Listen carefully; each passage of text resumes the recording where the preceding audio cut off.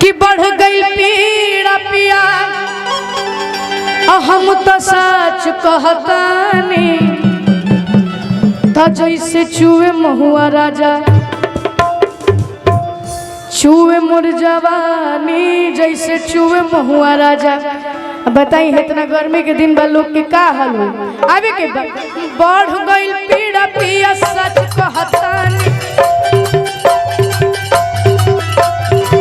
बढ़ गई पीड़ा पिया सच कहतानी जैसे चूहे महुआ राजा चूहे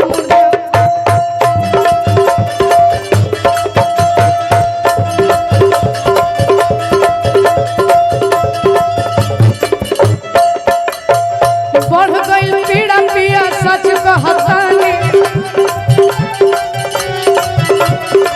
बढ़ गई पीड़ा पिया सच कहतानी अरे जैसे चूहे महुआ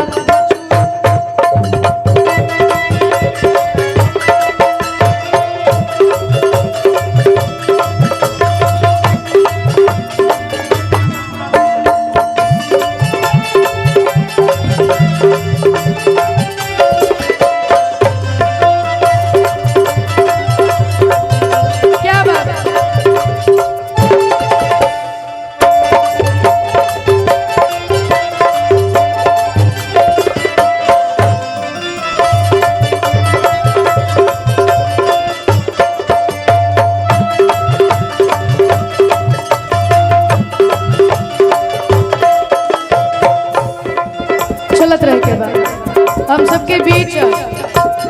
भोजपुरी इंडस्ट्री के काफी बढ़िया सिंगर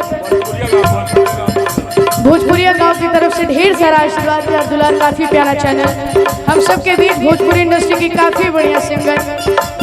खुशी कक्कर दीदी आई बड़ी जिनकर एक गाना काफी बढ़िया लगेला हमरा कवन हटा दारू पियल पिया उठावा के पानी हटा दारू पियल कि हटावा दारू पियल आ पिया उठावा के पानी। हम चाहते शत्रुघ्न अंकल एक और माइक दे दीजिए जरा। हाँ कि हटावा दारू पियल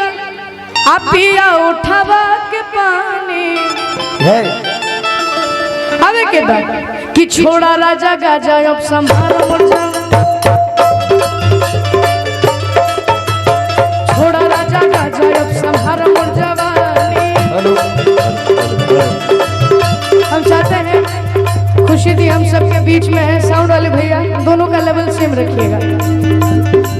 वो मंच पे आ जाए।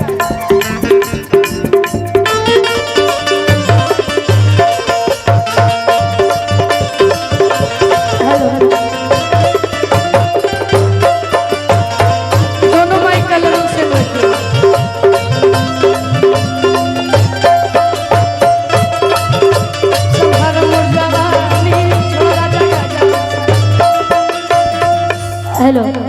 क्या स्केल है भैया? डी है। अच्छा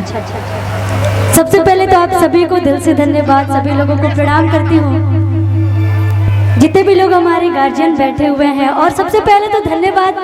जितने हमारे कैमरामैन यूट्यूबर भैया लोग हैं सभी लोगों का स्वागत है और बहुत ही अच्छा लग रहा है। आज तो लग रहा है कि जितने भी लोग हैं आधे लोग तो हमारे भाई लोग ही आए हुए हैं और बड़ी प्यारे प्यारे कलाकार हमारे बीच हमारे इंडस्ट्री के। मैं थोड़ा माइक देख लीजिए। धनंजय सर मेरे बहुत अच्छी दोस्त निशांत जी नागेंद्र उजाला सर हमारे म्यूजिशियन टीम गोलू भैया के प्रणाम बा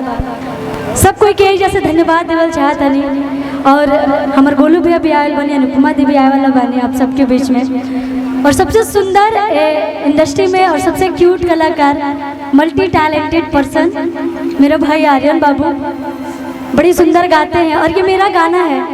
और बड़ी अच्छा गाया आप। एक बार आप गाइए कि हटा बता रुपया तू